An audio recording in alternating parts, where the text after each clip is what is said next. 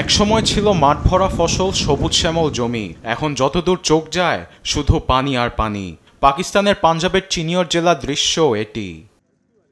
ভারত বাঁধ খুলে দেওয়ার পর 2 সপ্তাহ ধরে অবনতি হচ্ছে পাকিস্তানের বন্যা পরিস্থিতি। সোমবার ভারতের হাই কমিশন আনুষ্ঠানিকভাবে সুতলেজ নদীর পানি প্রবাহ অতিমাত্রায় বেড়ে যাওয়ার বিষয়ে সতর্ক করেছে পাকিস্তানকে।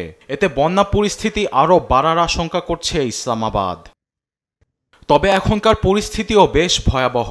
চেনাব নদীর পানি বেড়ে ডুবে গেছে প্রায় 1,500 গ্রাম। রাস্তাঘাটে জমেছে হাঁটু সমান পানি। ঘরবাড়িও রক্ষা পায়নি, ঢুকেছে বন্যার পানি। বাস্তুচ্যুত হয়েছে প্রায় 16 লাখ মানুষ। দিন দিন বাড়ছে প্রাণহানির সংখ্যা। হাজার একর জমির মধ্যে রোপণ করা ফসল সব শেষ হয়ে গেছে, ঘরবাড়িও সব ডুবে গেছে। চেনাব নদীর কারণে আমাদের 7 ফুটেরও বেশি পানি জমে গেছে। আমাদের পুরো গ্রাম তলিয়ে গেছে। পানি ও খাদ্য সংকটের মুখোমুখি হতে হওয়ায় আমাদের জীবন হুমকির মুখে পড়েছে।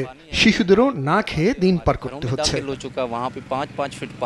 এমন নাজুক পরিস্থিতিতে তাঁবুতে আশ্রয় নিয়েছেন অনেকেই। তাদের দেখভাল করছেন এনজিও কর্মীরা।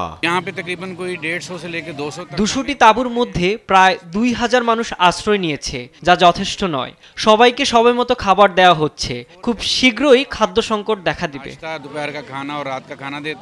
এদিকে সামনে আরও ভারী বৃষ্টিপাতের জন্য দেশবাসীকে সতর্ক করেছেন প্রধানমন্ত্রী শাহবাজ শরীফ। বন্যা পরিস্থিতির আরও অবনতি হবে বলে আশঙ্কা করছেন তিনি। আরবেদ আফসার, নিউজ ডেস্ক, দেশ টিভি।